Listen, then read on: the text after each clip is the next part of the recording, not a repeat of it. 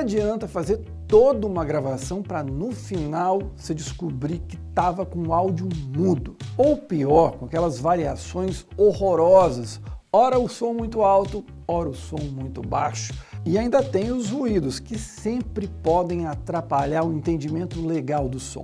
Para falar sobre todas essas minúcias, eu recebo o Everson Batista, o Batata, que vai falar comigo sobre o som no cinema. Formado como técnico e operador de áudio pela Fundação Rede Amazônica, o Everson trabalhou como técnico de som direto nos documentários Bandidos na TV, da Netflix, Revoada, Pirarucu, O Respiro da Amazônia e o Ira, A Retomada da Floresta. Na ficção, participou de curtas premiados do cinema amazonense, entre eles O Barco e o Rio, Enterrado no Quintal, Terra Nova e Castanho. Sejam então bem-vindos ao segundo capítulo da websérie Por Trás das Câmeras do Cinema Amazonense.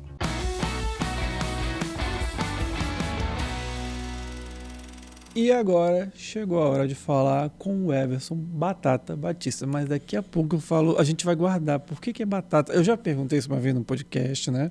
Mas eu pergunto de novo porque todo mundo quer saber essa história.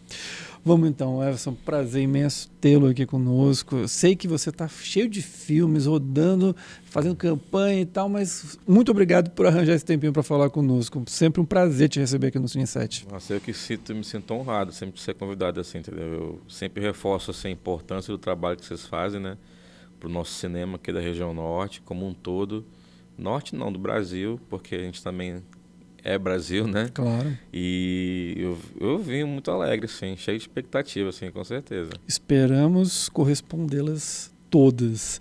Everson, vamos começar o seguinte. Você, antes de entrar no cinema, a gente estava conversando aqui, tricotando nos bastidores, ele falou que está completando 10 anos de audiovisual. Então a gente vai tratar bastante sobre esse período. Mas antes disso, você trabalhou nesse universo de produção de shows, de música.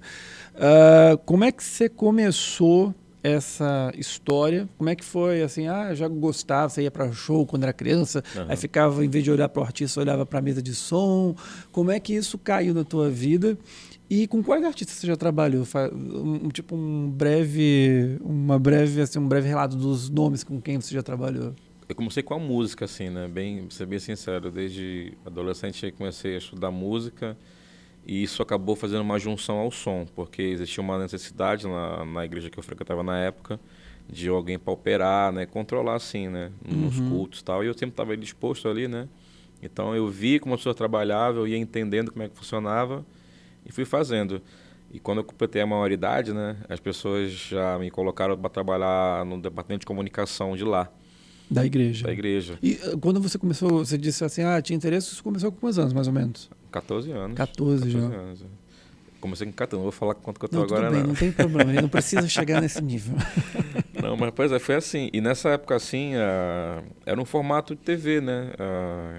Para cobrir os cultos e tal. A Rede Amazônica estava sempre muito lá presente. Eu fiz um curso na Rede Amazônica, né? A ideia era fazer só áudio, né? A Fundação Rede Amazônica. Rede Amazônica, né? Quando era aqui na Cachoeirinha ainda.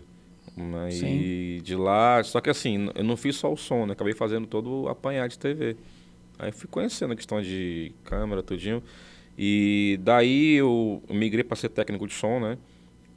Na igreja, depois que saí da igreja, que fui trabalhar em casa noturna. De casa noturna eu trabalhei com bandas. Do santo pro pecado. Isso, do santo pro profano, né? Exato. E assim, como eu tinha uma relação com a galera da igreja, e constantemente a turma que era da igreja lá, desse departamento, que era o DECOM, Departamento de Comunicação, toda a galera que era lá, eles abriram produtoras, né? Hoje em dia estão aí nas principais campanhas publicitárias e também políticas, né? Então um deles é meu amigo, assim, me perguntou assim se conhecia alguém que entendia de elétrica, um pouco de som, um pouco de iluminação. Aí eu tava assim, cara, chama eu, que eu tô aqui de bobeira, não custa nada. Sou responsável, sabe que eu não vou dar furo, então... E eu fui. Foi em 2014 isso, era uma campanha política, foi quando eu comecei no audiovisual, assim. E de lá pra cá, nesse período assim, que eu fui entender como é que funcionava toda essa questão de cinema, né, de audiovisual, né, de campanha publicitária, política, E em 2015, 16, foi quando eu conheci um cidadão chamado Paulo César Freire, Sim. da Olha Já Filmes, né? Que eu falo que é meu pai. E ele me apresentou assim outros formatos assim da questão do audiovisual, né? Documentário, cinema, a ficção. Aí eu fui começar a me aprofundar mais, né, nessa questão toda. Vim entender linguagens que para mim eu via só como um produto, né? Filmou, pô, tá valendo. Mas fui entender a questão de linguagens assim. E até no próprio som eu não tinha muito conhecimento, né? Foi quando eu fiz fui convidado para fazer uma série, né, da Banzembis, que era de uma igreja adventista. Aham. Foi quando eu conheci a Keila Serruia, Sankofa. Sankofa. Isso, e de lá eu conheci outra turma assim do audiovisual, né? E desse trabalho eu fui convidado para trabalhar também numa série chamada A Série Boto, que era da Artrup. Artrup. Né? E lá eu conheci uma pessoa iluminada, que é o Matias Bruno, né? Que foi quem abriu minha mente para entender toda a questão do conceito, assim. Primeiro, assim, da questão estética, né? Sobre padrões de trabalho também. E foi quando eu fui realmente, assim, aprofundar em equipamento, em ver filmes que na época eu não gostava. Né? Que a gente sempre é doutrinado desde cedo a ver aquela questão hollywoodiana, né? Só os A filmes de Marvel, quadrinho, né? Velozes e Furiosos, essas coisas assim, né? Teve algum assim que você estava assistindo que te surpreendeu, que você falou, se tornou um filme da tua vida, um filme que você guarda dessa época? Eu lembro que eu vi o Palhaço, Do Selton Mello. Mello, e me encantou primeiro a trilha dele, que eu acho que falou muito com o personagem, e eu pude entender essa questão toda, de quando você vai fazer um filme da apresentação do personagem, como ele é, ao contexto, aquela parada dele do ventilador, que ele vai atrás, e sabe, a gente vai pegando eu comecei a entender o que o fotógrafo queria mostrar, assim, né? Foi quando começou a entrar um pouco mais desse conceito. E o Matias, ele tinha essa linha, assim, sabe? Além de ser uma pessoa muito profissional, ele tinha muita boa vontade de ensinar, né? Muita boa vontade, um cara que eu, tipo assim, devo muito, né? Fala assim nesse sentido, porque infelizmente ele não está mais assim nesse plano com a gente, mas foi quem me mostrou, assim, todo esse conceito de cinema. E você, assim, pelo que você conta, você sempre foi um cara muito curioso, né? De tipo, a querer aprender e tudo mais. Isso é fundamental para quem trabalha com som e para tudo na vida, né? Mas para quem trabalha com som ainda mais, né? Porque, por exemplo, uma coisa que a gente imagina às vezes para quem é leigo, né? Aquela coisa assim, liga aí, liga a câmera, tal, o cara vai captar o som, mas não é bem assim, né? Não. Então eu já queria saber de ti, como é que inicia o teu trabalho numa produção audiovisual? Quando te chamam, você pega o roteiro antes, você conhece as locações, como é que é o teu trabalho inicial? É curioso isso, porque eu sempre vinha da linha que já só dá o rec tá valendo, né? É captar o diálogo e pronto. Mas teve um curta que eu fiz, um dos primeiros que eu fiz, também pela Artrup, que foi o Obeso Mórbido, do Diego Bauer. O filme não tinha diálogo. O que eu vou fazer lá, né? Fiquei pensando assim, porque a gente não tem o que fazer. Eu vou ficar ali com o microfone apontado, mas eu fui não pesquisar. Tem muito trabalho, né? Você não pensou tem, inicialmente, o que eu vou fazer né? lá assim, gente? Pode até fazer só dublagem. Aí eu fui pesquisar, né? Filmes que não tinham diálogos, assim. E eu fiquei, assim, preocupado, porque os filmes que não têm diálogo são o que mais dão trabalho de fazer. Porque você tem que, como é que fala? Fazer aquilo ficar dentro do filme ali, aquele universo ali. E eu tinha visto na época um filme da Dira Paz, que eu não lembro, de uma cena dela muito forte, assim. Amarelo Manga?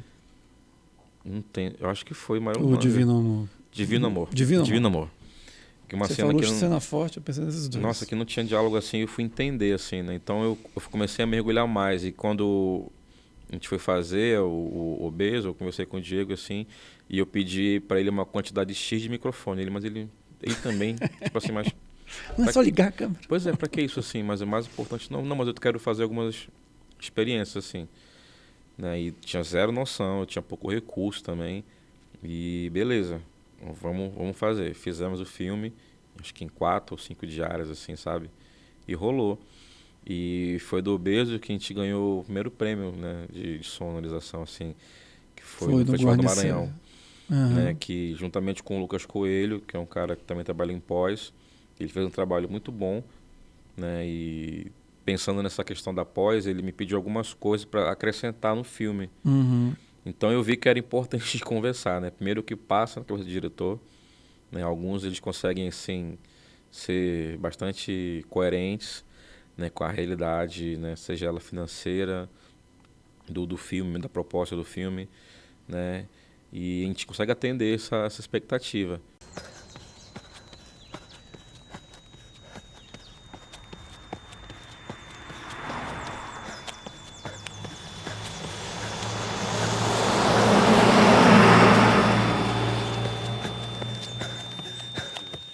Então a gente fez, né, além da captação durante o filme, eu fiz outras diárias também para somar com Ah, além do que estava gravando, você ainda isso, fez algumas outras para um a mais, isso. né? E era complicado, cara, mas assim, deu certo. Deu muito bom. A gente ganhou. Aí dali então a gente foi começando a explorar outras linhas, assim, entendeu? O filme também que eu não tinha diálogo, que eu curti muito fazer, foi o Enterrado no Quintal. Que também é do Diego Bauer com a Isabela Catão no elenco, né? De Isso, protagonista. baseado no conto do Diego Moraes e tal. Exato. Cara, é um filme que eu gostei muito, assim. Eu acho que mais, E que o assim... som é fundamental, né? Ali para Nossa, aquela ambientação de suspense, uma muito, coisa muito, urbana, de muito, thriller, muito. né? Isso. É um dos filmes que eu mais gosto com a Isabela Catão, sabia? Sim. Acho que ela Ela tá deu ótima. assim, ela tem vários, né? Mas assim, ela deu o nome assim de uma maneira absurda assim. Guardei por muito tempo um revólver enterrado no quintal de casa, perto do pé de jambo. Uma pistola que uma amiga roubou de um PM antes de ser presa por tráfico. Tinha essa arma enterrada para resguardar a vida da minha mãe. Agora, Everson, uma questão que eu fico pensando, você falou um pouquinho de pós-produção, que é o período que acaba as gravações ali no set, né? E aí passa para a montagem, que ali às vezes o filme se transforma, ele ganha uma outra, muda tudo às vezes, né? Muda. Mas o som tem um trabalho ali super importante. A montagem e o som são muito casados. Você consegue, porque assim, uma coisa é lá em Hollywood, aquele mundo ideal, onde o cara do som tá junto com o montador e eles vão ali operando juntos. Lógico, o montador tem ali a prioridade, mas o som tá caminhando ao lado a lado.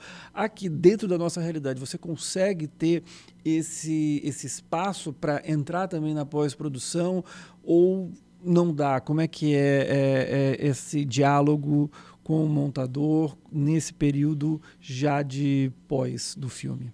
Eu sempre procuro ter uma relação, saber como é que fala, meu espaço, né? Meu limite, onde é que eu posso estar, onde eu posso ir. E com os diretores daqui eu sempre tive essa liberdade, né? O Aldemar Matias, o Bernardo, o próprio Diego, assim, sabe? A Carol da Banksia também, são com quem eu dialogo bastante, assim. Porque esses aí tanto eu faço ficção quanto linha documental, né? Que é o que eu mais gosto de fazer. E a gente tem essa troca. Então, às vezes, assim, com algum eu posso sugerir, né? Olha, após, vai ser quem? Posso indicar fulano, ciclano. E eu tenho uma parceria boa com essa turma, assim, e a gente consegue dialogar bem isso, né? Então, a gente consegue acertar nesse momento aí. E flui, né? E eu consigo, às vezes, e até em alguns, eu consigo fazer um trabalho de pesquisa, né? O Barco Rio, por exemplo, foi um filme que a gente fez, né? Eu dividi o filme com o William Daurício também, que é outro sonidista também. Mas assim, também fiz um processo de pós também, de fazer coberturas, né, que a gente fala, e também de pesquisa de motor de barco, qual o motor ideal para aquela cena. O Bernardo participou muito disso, porque ele queria, entende? O Lucas, eu lembro que a gente gravou muito som de motor de barco, assim, para aquela situação. Então, acontece isso. Tem trabalhos que já trabalhei como assistente, né, como microfonista, né, que eu cheguei assim, com o seu diretor, né, e ele falou, ó, não te preocupa com o som, porque eu vou dublar tudo. Boa sorte. Tá bom. Então a gente entende assim que a prioridade é a imagem, é o vídeo, né? E tudo bem quanto a isso. A maioria um set em si, ele está em função da foto. Sim. A direção de arte, figurino Então, pouco estão preocupados assim com o som. Falo isso assim sem mágoa, assim, né? Um pouquinho só de mágoa, mas Sempre tem um pouquinho. tá todo mundo assim só preocupado com a imagem, né? Porque é o que vai, assim, ter prioridade. Mas assim, essas pessoas elas conseguem até ver um filme numa TV de tubo, assim, mas se o som estiver ruim, ela não consegue ter Claro. entender, assistir até o final. Tira, né? Às vezes a pessoa sai do filme, né? Pois é, então, eu, tipo assim, eu fiz essa experiência já em algumas oficinas que eu fiz, de colocar um filme com uma imagem, assim, razoável, mas colocar um filme com uma distorçãozinha, ou com uma deficiência na projeção, assim, ser só de um lado, o outro não está saindo, ela fica incomodada. Então, por mais que esteja ali implícito, né, a coisa, mas as pessoas entendem que é importante ter um bom som, senão ela não consegue se concentrar ali na imagem. Um espetáculo de teatro, se tu for ver, tu pode estar até vislumbrado com a questão, né, cenográfica, tem fogos, tem tudo, mas se tu não vir bem os atores, O que está acontecendo ali não vai. Então, tira, né?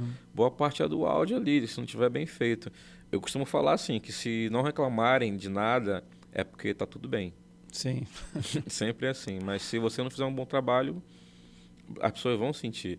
Eu tenho trabalhos que eu não fiz bem, né? Porque eu estava preocupado com o fluxo, né, de trabalho, de dinheiro, vamos falar assim, né? A gente quer pagar nossas contas. Eu não me preocupei assim em avaliar a locação, se ela ajudaria. Isso eu Entendeu? queria te perguntar. Essa questão da locação, quando é externo, né? Que acaba sendo muitas vezes a realidade local, porque você não tem estúdios e tal. Aí muitas vezes é no externo. Quando você vai gravar fora, você visita antes o local? O que você observa? O que te chama a atenção? Você vai várias vezes num dia, num mesmo dia, só que em horários diferentes? Como é que funciona para você? Acho que aqui vai ficar legal, isso aqui não vai ficar bom. Como é que você estuda o local antes de gravar? É difícil tu ter contorno num lugar, por exemplo, como o centro, né? Não tem. Mas você tem que tentar fazer o que é aceitável. Eu não gosto de sofrer com esse negócio de silêncio absoluto. É impossível. A não ser que esteja num lugar assim, né? Um estúdio que a gente possa controlar. Mas alguns fotógrafos, eles fazem uma análise técnica e quando eles decupam assim a imagem, eu peço para ver, eles compartilham e eu vejo o que cabe na cena.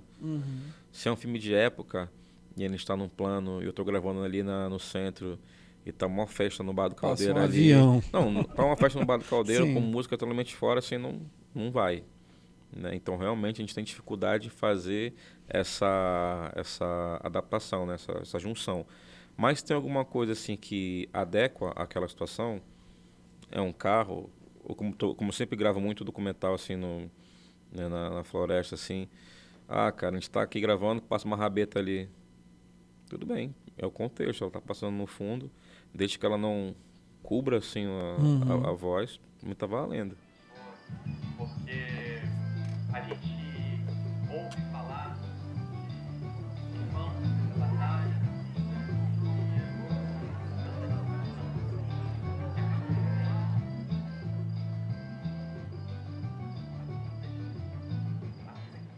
Quanto a equipamentos, o que é imprescindível para uma boa captação? Assim, a pessoa está assistindo ali, pô, estou querendo fazer um filme, quero captar um som legal, não quero só ficar na pós, né, como você estava falando, quero preocupar com isso.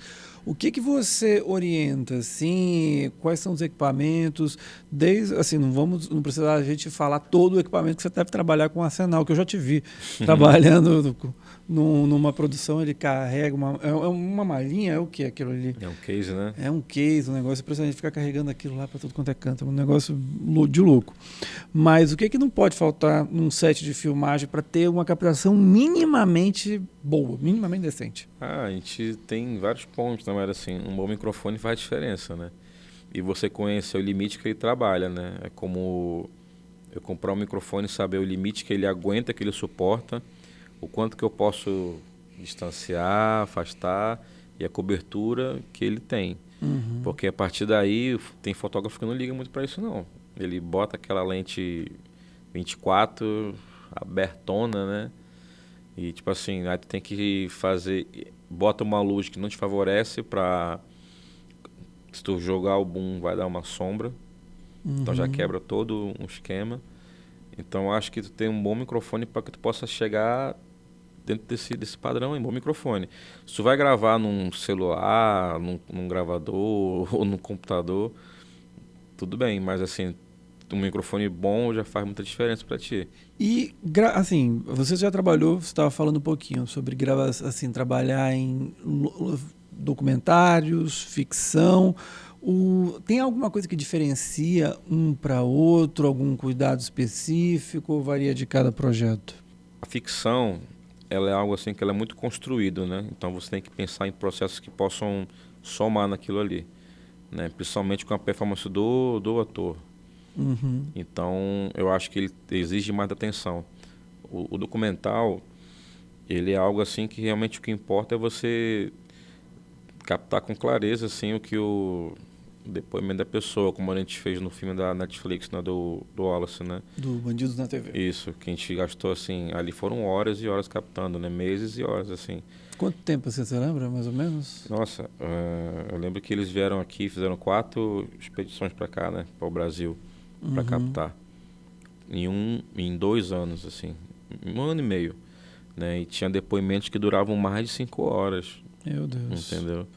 Mais de 5 horas e não tinha horário, era de manhã, à tarde, à noite, de madrugada. Então era cansativo. O diretor dessa série é o Daniel Bogado, é um cara premiado, assim, ele ganhou aquele prêmio Emmy, né? Sim, da televisão. Isso, né? Documentário. Então ele é um cara assim que ele que me fez, inclusive me fez interessar pela linha documental, assim, porque ele conseguia realmente construir uma narrativa que juntava as coisas, assim.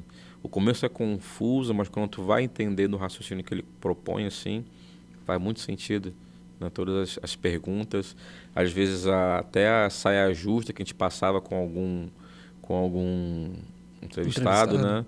Mas é o risco, né? O repórter ali, ele correu e construiu bem a narrativa. E assim, quando você está num depoimento desses, assim, que você pega algo bombástico e tudo mais ali no som, você está escutando, você já nota que aquilo ali vai funcionar? Eu imagino que às vezes é uma percepção geral, mas a pessoa que está no som, ela capta nuances, ela capta...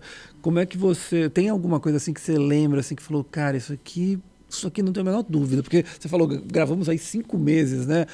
Ou seja, gravaram horas e horas, mas aquele momento que você fala assim, isso aqui foi perfeito para o que a gente estava... Lógico, às vezes a pessoa está contando uma tragédia, mas perfeito para aquele projeto ali. Você tem... Dá para ter esse feeling na hora ali? Dá sim.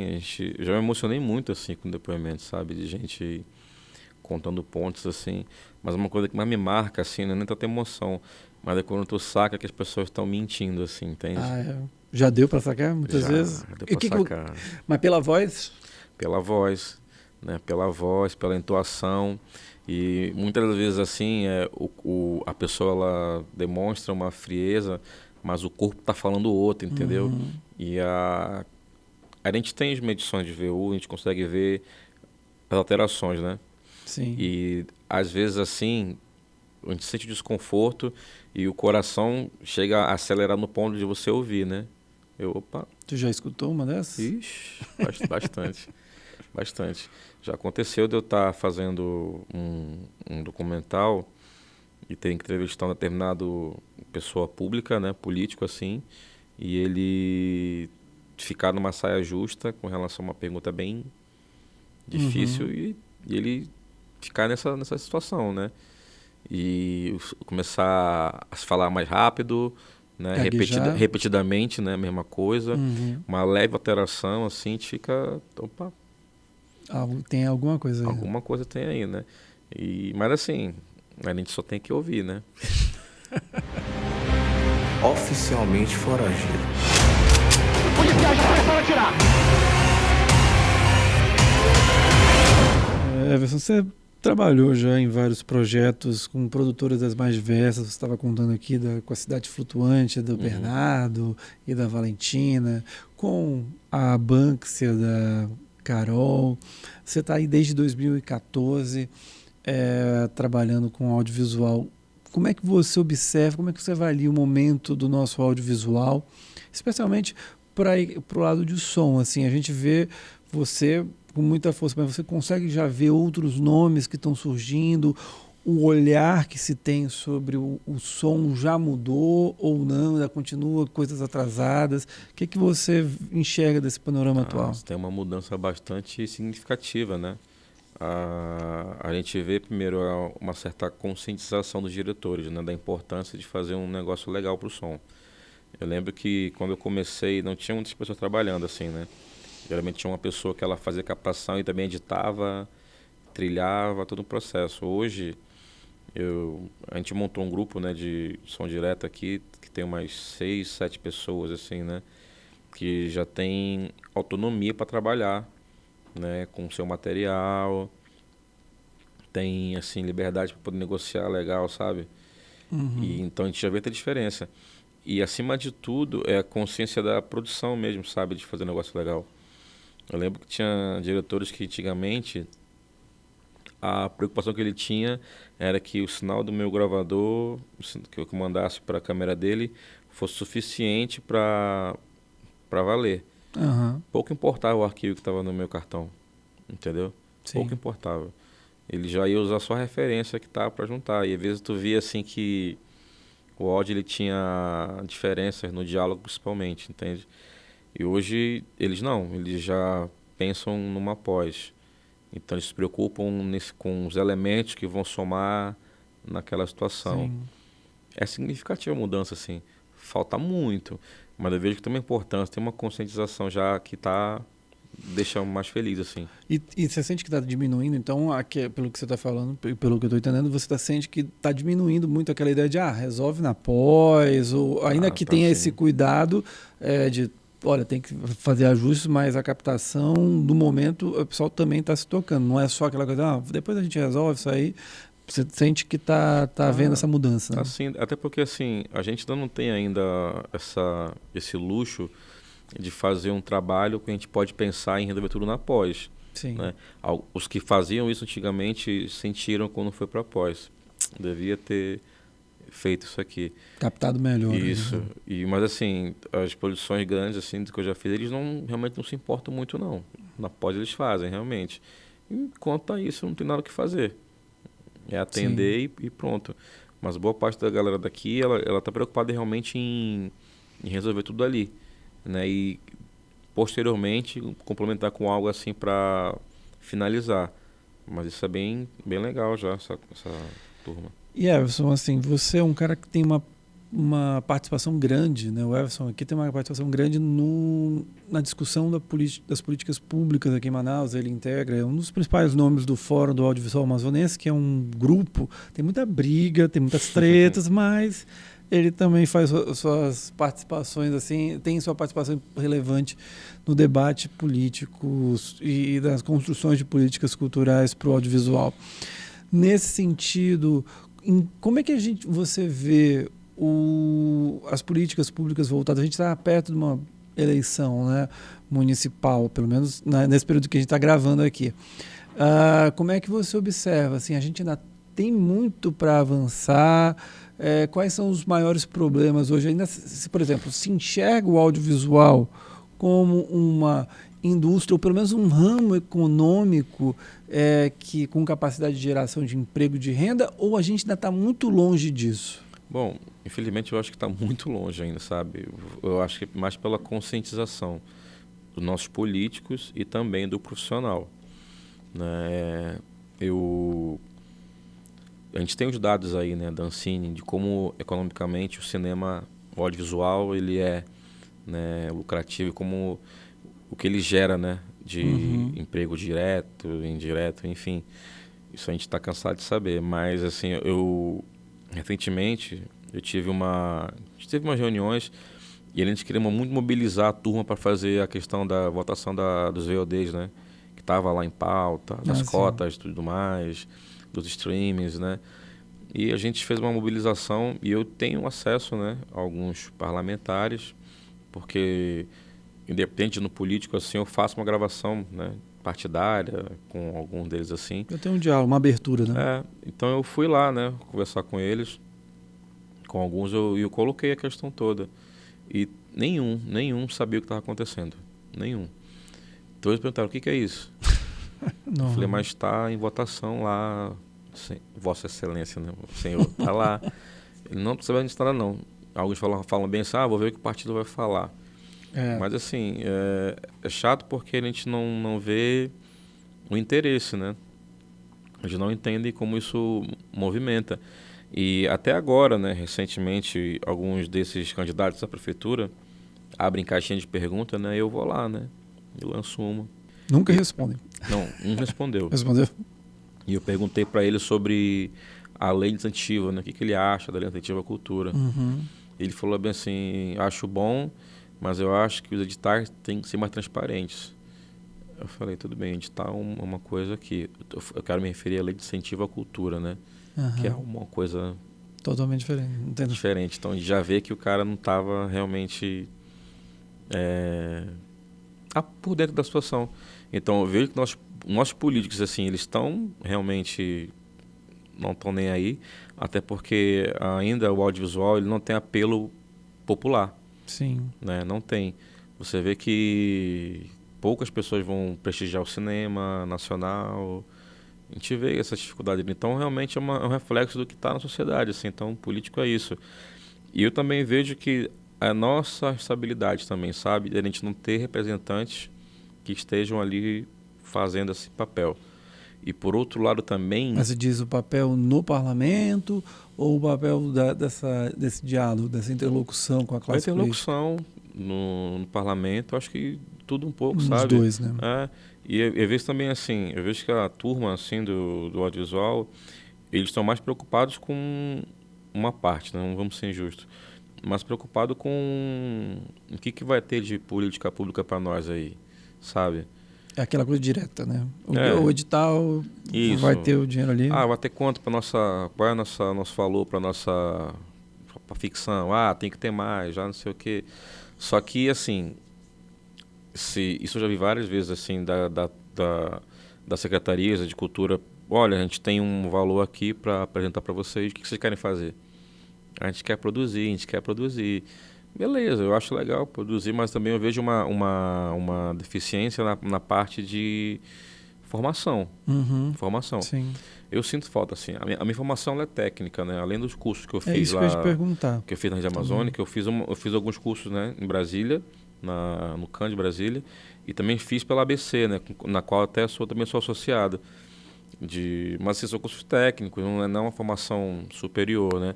E o pessoal não está preocupado com a formação, só em produzir, bora captar. Sim. Então, acho que é uma deficiência, uma falha nossa também, nesse sentido. Você estava falando, então, de formação. Queria saber, você falou que teve o curso da Rede Amazônica, fez alguma coisa em Brasília. Hoje, o cara que está assistindo aqui, a moça está assistindo o episódio, o que você recomenda, assim? Tem cursos online, ou é ir para São Paulo, para o Rio mesmo? Ou algo de edital, política pública? O que você aponta, assim, que fala, puxa, acho que esses são caminhos interessantes para a área especificamente de som? Teve um ano que eu fiz um edital, eu fiz uma oficina, né? Eu trouxe 2 profissionais, né, tanto de captação quanto de pós, né, que foi o Matias Bruno e o Lucas Coelho. A gente quer continuar com isso também fazendo, né? Mas além disso, quem quer hoje aprender, a ABC ela tem cursos, né, online que são básicos e já te fazem entender todo o processo, né? Com o Toninho Muricy, que é um cara que já está assim há décadas assim gravando no cinema, sabe? Desde os Trapalhões, né? Do Mazzaropi, né? Que foi um dos caras, dos percursores assim no cinema nacional. Sim. Então eles fazem esses cursos assim, então eles dão um macete muito bons assim para fazer. Se você quiser fazer algo assim mais aprofundado, tem o Ateliê Bucareste, né? Que é em São Paulo, eu acho. Aí você também tem um curso que é aceitável também, assim, para quem está começando. Entende? Mas no geral, acho que quem quiser aprofundar a mesma coisa tem que... Tem um diretor que eu trabalhei que ele fala bem assim, poxa, tu quer aprender a fazer curso aonde? Tu tá aqui agora, tu tá aprendendo já, então é comigo. Então, é uma coisa de prática, né? Você vai fazendo. Prática. E querendo ou não, por mais que eu tenha feito esses cursos assim, muito do que eu aprendi foi na prática realmente, entendeu? Sim. Muito na prática. Eu lembro que quando o Sérgio Machado, do Rio Deus, ele queria fazer dublagem aqui do filme dele, eu não tinha nem ideia de como fazer essa dublagem. Foi quando eu tive que buscar informações para poder gravar, né? Porque o Danilo, que fez participação, Sim. ele era daqui, né?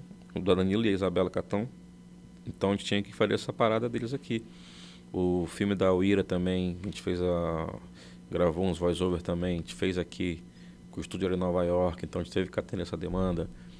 Recentemente agora eu fiz mais uma também com a Danilo, com uma série da HBO que ele também fez.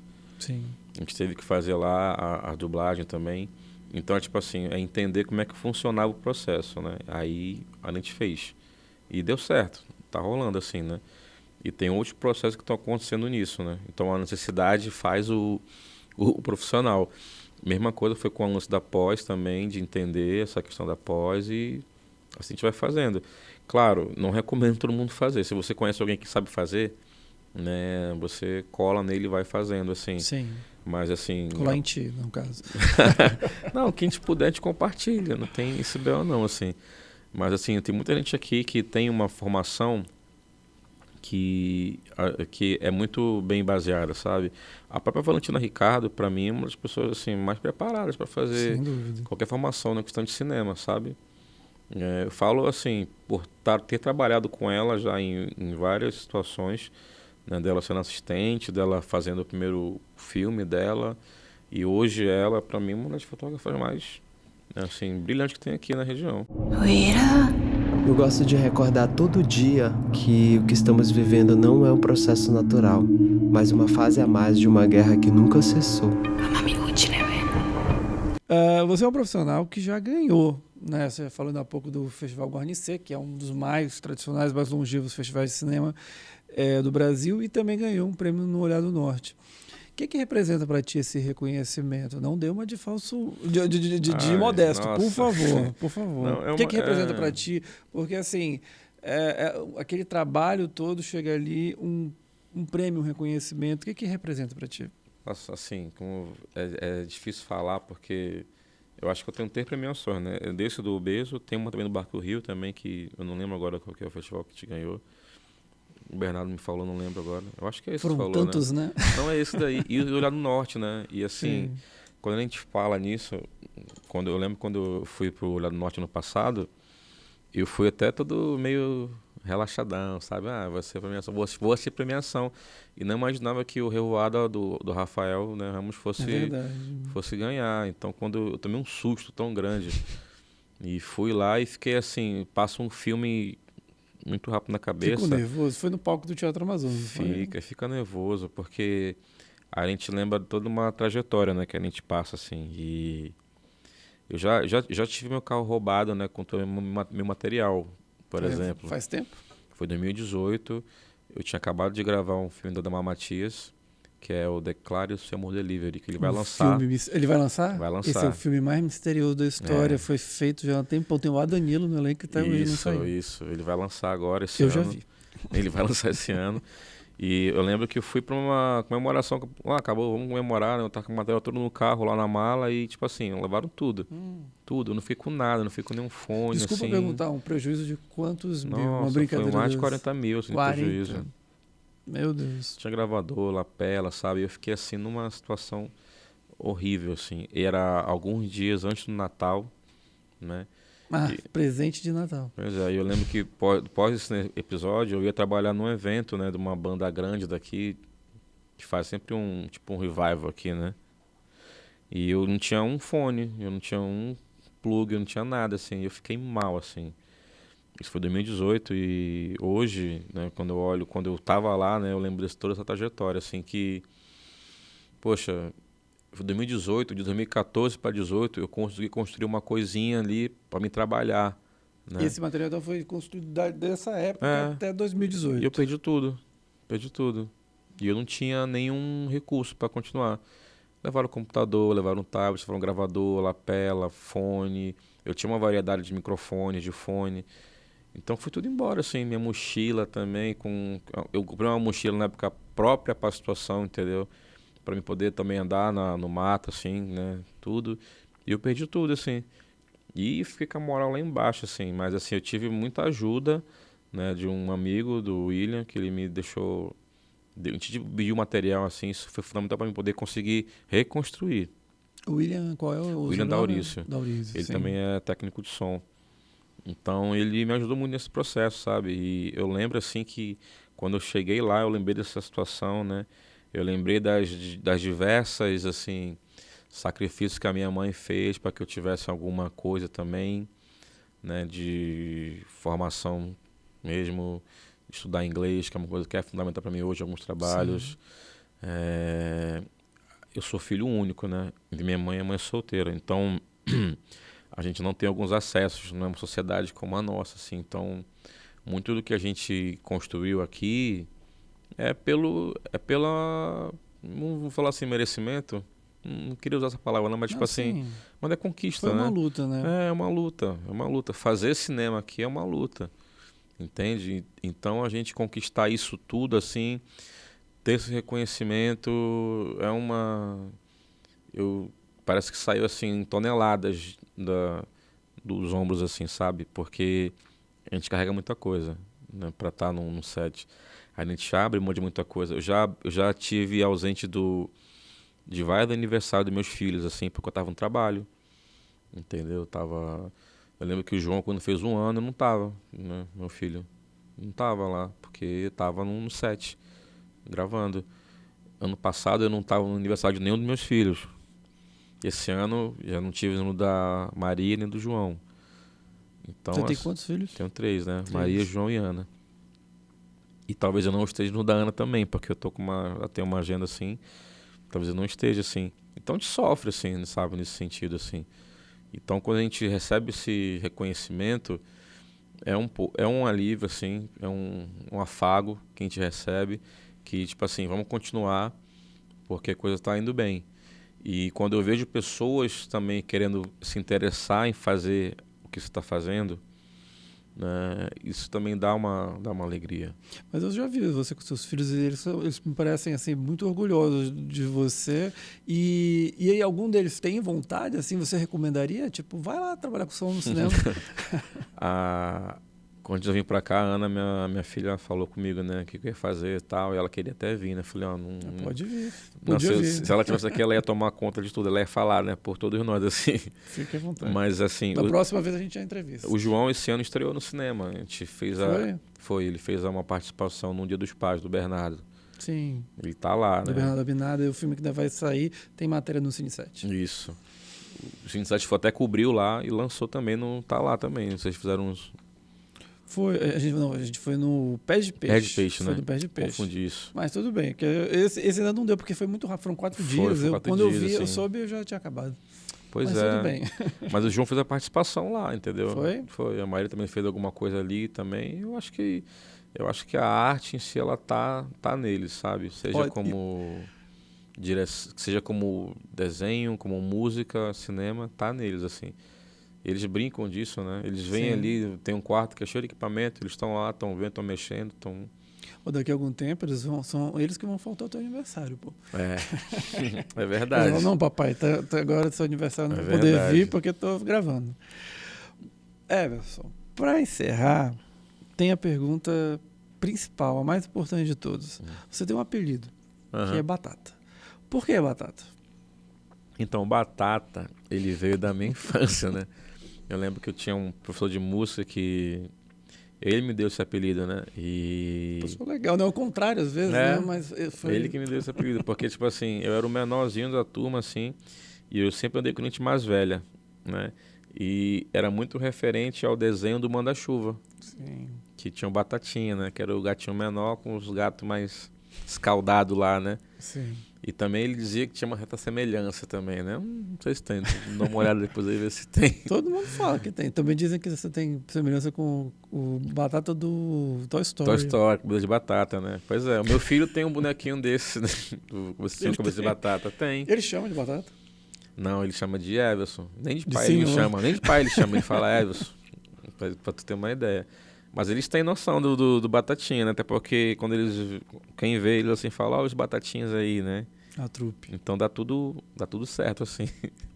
Beleza. Deixa eu só vou quebrar um protocolo. O Bosco está aqui, que é o nosso assim, é o nosso editor de som, o cara que trabalha com som aqui. Você quer fazer alguma pergunta? Você quer vir aqui fazer alguma pergunta? Vem cá, o Bosco está vindo aqui. A gente faz tudo em cima da hora. Tô achando que isso foi combinado, hein? É nada. Tá todo mundo rindo aqui. A gente inventa de última hora. Bosco. É uma pegadinha comigo, cara. Baixa aqui para aparecer ali na câmera. Faça alguma pergunta aí ou, sei lá, fale alguma coisa. Bom, aproveitar que você tá aqui, né, Batata? Eu quero saber como é que você acha desse microfone aí. Você acha que é o microfone adequado para... Pô, cara, tá sim. Primeiro que ele tá cheiroso, não tá com mau cheiro, viu? Ponto importante. Não tá com baba, né? Não tá com bafo aqui, entendeu? Então é tipo assim, o pessoal tá tomando conta da higiene aqui do local, legal. E quando o podcast que eu ouvi tava bem também, eu gostei muito, assim. O do teatro? Isso, que a gente fez lá no Casarão, né? Também. Sim, no Festival do Casarão. Festival do Casarão que a gente fez lá, foi bem legal também, eu curti. Obrigado. Valeu. Continue, não desista, viu? Tem vezes que dá vontade de desistir, mas não desista não. O Bosco vai competir contigo no Bora, futuro. Bosco, bora. Mas é isso, Everson, quero te agradecer muitíssimo, de verdade mesmo. É um prazer sempre tê-lo aqui nas entrevistas, quando a gente se encontra aí pela vida, e desejo muito sucesso para você. De verdade, você é um cara que, assim, é reconhecido por 20 entre 10 pessoas que trabalham no audiovisual, sempre um cara muito solícito, muito interessado em fazer evoluir o setor e um profissional de mão cheia. Então, muito obrigado mesmo e também por atender. Você é sempre muito generoso conosco. Então, muito obrigado de verdade. Não, eu sempre me sinto honrado de verdade de estar aqui com vocês, porque eu vejo que o Cine 7 ele tem esse papel de realmente mostrar o que está acontecendo, né? Além dos atores, né, diretores, mas assim, um filme é feito por várias pessoas e vocês mostrarem também a equipe técnica que também está dando essa voz aqui, Sim. oportunidade de falar, de mostrar, isso também enriquece todo o processo pra gente. E eu venho assim, quantas vezes quiser, enquanto gostarem, né, saberem fazer, eu venho assim com o maior prazer, tá? Então, assim, acompanhe o Cine 7, gente, porque eles têm muitas coisas assim que contam da história do cinema aqui da região norte, do Brasil também. Pô, os caras foram pra Cannes. Foram pra Cannes, olha só. Esposa do Bosco. Olha aí, foi pra Cannes, assim, entendeu? Camila Então, Henriques. é um negócio muito bom, assim. Você, quando tem cobertura do Oscar, eles estão lá, fazendo lá nos comentários. Eu gosto mais de ver o comentário dele do que da Isabela Bosco. daquela atriz lá que falou, não tem nada a sim. falar. Eles Bora têm o que falar, e muito, hein? Muito. Então acompanhe lá, o podcast também é bem legal, né? Então, inclusive, adorei o teu com o Gabriel Mascaro lá. Gabriel Mascaro, sim. Você falou muita coisa que a gente queria falar, então é isso daí. Sim, muito obrigado. Sigam lá Cine 7, gente. É isso, Everson, muito obrigado. E assim, esse é o objetivo da websérie Por Trás das Câmeras do Cinema Amazonense, falar com profissionais que trabalham não na frente, assim, além dos atores e diretores e roteiristas. Tanto que no próximo episódio você vai conferir uma entrevista com o Francisco Ricardo, que é um diretor de arte de mão cheia daqui de Manaus, ganhador do Kikito no Festival de Gramado. Então não perca, a entrevista ficou bem legal. A gente se encontra até o próximo episódio. Tchau!